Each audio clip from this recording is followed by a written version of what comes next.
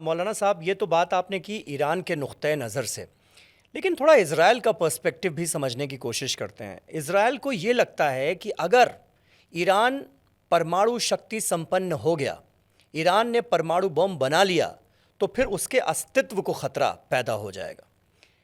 America Israel की ये बात मानता है और ईरान कहीं ना कहीं ये मानता भी है कि इज़राइल उसके लिए थ्रेट है। Death to Israel, death to America के नारे ईरान में लगते हैं। तो इज़राइल की जो थिंकिंग है वो तो यही है कि अगर ईरान मजबूत हुआ तो फिर इज़राइल ख़त्म हो जाएगा।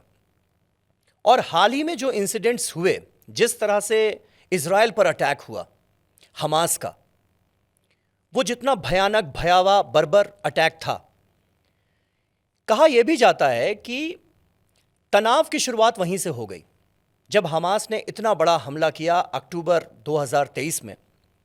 अब तनाव बढ़ता बढ़ता कहाँ तक पहुँच जाएगा ये कोई नहीं जानता। तनाव शुरू करना किसी के अपने बस में होता है, लेकिन ख़त्म करना, कि वो किस मकाम तक पहुँच जाएगा, ये किसी के बस में होता नहीं। तो देखिए आज बात यहाँ तक पहुँच गई है। क्या आप मानते हैं इस बात को कि अगर 7 अक्टूबर 2023 को वो हमला नहीं होता, फिर उसके बाद गाज़ा पर अटैक नहीं करता इज़राइल, तो बात शायद यहाँ तक नहीं पहुँचती कि आज इतनी भयानक जंग हो रही है, दोनों ही तरफ इतना नुकसान हो रहा है। इज़राइल में भी जमकर तबाही मची हुई है, ईरान में भी तबाही मची हुई है, और पूरी दुनिया को उसका बुरा असर जो है वो झेलना पड़ रहा है। इसके लिए एक शेर है बहुत अच्छा, अगर समीर आप समझेंगे और समझने की कोशिश करेंगे।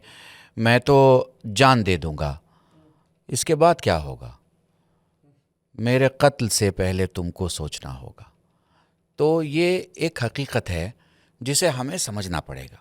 चलिए थोड़ी देर के लिए हम इज़राइली नुक्ते निगाह से थोड़ी देर के लिए चीज़ों को देख लेते हैं जी। और देखते हैं कि नज़रिया कैसा है।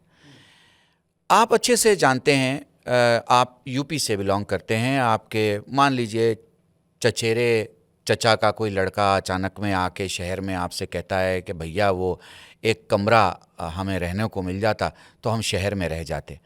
आपने कहा किराया नहीं देना पड़ेगा। 4 रिश्तेदारों ने कहा भाई तुम्हारा ही है, यहीं का है, चलो जगह दे देते हैं। आपने एक कमरा दे दिया और कहानी ये हुई कि उसने कमरे से आंगन और आंगन से फिर दूसरा कमरा, और फिर आप ही से कहा कि आपकी तो इतनी ज़रूरत है नहीं ज़मीन की, जो है वो इतने में आप रह लीजिए और इतने में हम रह लेते हैं। ये कहानी वहाँ से शुरू होती है।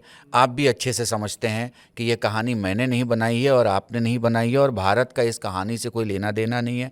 1948 30 नवंबर के पहले होने वाले सारे वाक़यात में ना आप मौजूद थे ना मैं मौजूद था। उसके बाद से 49 और 50 में एक मुल्क की सूरत लेने के बाद इज़राइल ने फ़िलिस्तीन के 400 गांव गायब कर दिए। कितने? 400। हमारे यहाँ भारत में हुकूमतें बदल जाती हैं, एक गांव में अगर दंगा होता है तो 5 गांव में अगर दंगे हो जाते हैं 10 साल तक पीछा नहीं छोड़ता। 20 गांव में अगर दंगे हो गए तो सरकारें बदल दी जाती हैं और सरकारें 20-20 सालों तक नहीं आती। क्यों? क्योंकि हम आज़ाद मुल्क के खूबसूरत हिंदुस्तान के रहने वाले हैं, जहाँ हर एक्शन का रिएक्शन, हर रिएक्शन पे तबसरा, हर तबसरे पे इनकलाब, हर इनकलाब पे हुकूमतें बदला करती हैं। ये हमारे यहाँ चलता रहता है, ठीक है ना? तो हम इस चीज़ को बहुत अच्छे से समझ सकते हैं। 50 के बाद से कुछ हमले फ़िलिस्तीन की तरफ से हुए और कुछ हमले जो है वो इज़राइल की तरफ से हुए। ये जंगे, हमला, रेजिस्टेंस, ये सब कुछ चलता रहा। इन सिलसिले को 50 से आप लाइए 60 तक, 60 से लाइए 70 तक, 70 से लाइए 80 तक, 80 से लाइए 90 तक, और फिर 2025 या 23 जिस वाक़े की आप बात कर रहे हैं।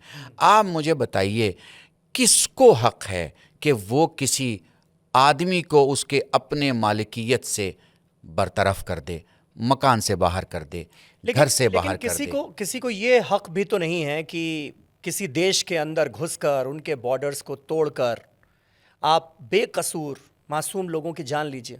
ये भी तो हक बेकसूर और मासूम लोगों के मारने पर किसी मुदब्बिर ने कभी कोई तशवीक़ की गुफ्तगू नहीं की होगी कि बहुत अच्छा हो गया और बहुत अच्छा किया।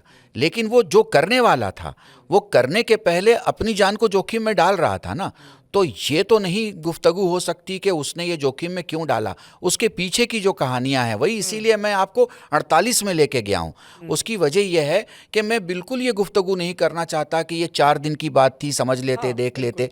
भाई 48 से मैं लेके आपको आया हूँ और इस वक्त 2026 में कैफियत ये थी कि उन्होंने कहा कि हम बहुत मजबूत हैं। ठीक है भाई, कमज़ोर को रहने का हक़ है, उसे रहने दो। नहीं जी, हम जैसे चाहेंगे आपको रहना होगा। नहीं जी, इतने किलोमीटर में आपको बांध देंगे। नहीं जी, आपके पास खाना अगर यूनाइटेड नेशन से आ रहा नहीं आएगा। नहीं जी, आपको मदद नहीं पहुंचेगी। नहीं जी, फ़लाँ हमारा जो है वो नुमाइंदा आपके साथ रहेगा।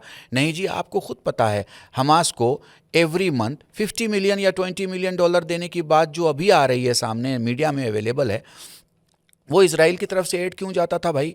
और वो एड इसलिए जाता था, फॉर एग्जांपल, मैं इसे और समेट रहा हूँ। आप देखिए क्या होता है कि जो पावर्स होते हैं वो अपने कुछ लोगों को रखते हैं और उनको एक टास्क देते हैं बिल्कुल, वो कि भी इस रहा है। टास्क पे अमल कीजिएगा। अब उसको पता है कि उसको वफादार किसका होना है, बाहर वाले का होना है और या अपने मुल्क का होना है, अपनी ज़मीन का होना है, अपनी तहजीब का होना है। तो उन्होंने अपनी ज़मीन के साथ वफादारी की। अब मैं खुद सोचता हूँ कि जब इन्होंने ये देख लिया कि जितना हमास ऊपर है या फ़िलिस्तीन ऊपर है और उतना उन्होंने ज़मीन के नीचे मकान बना रखे हैं, तो इन्होंने ईरान पे हमला करने का प्लान ही नहीं करना चाहिए था।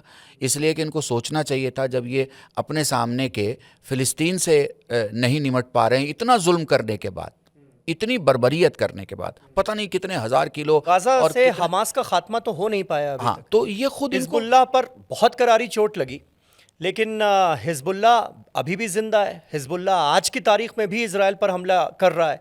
यमन में हूती आज भी एक्टिव हैं।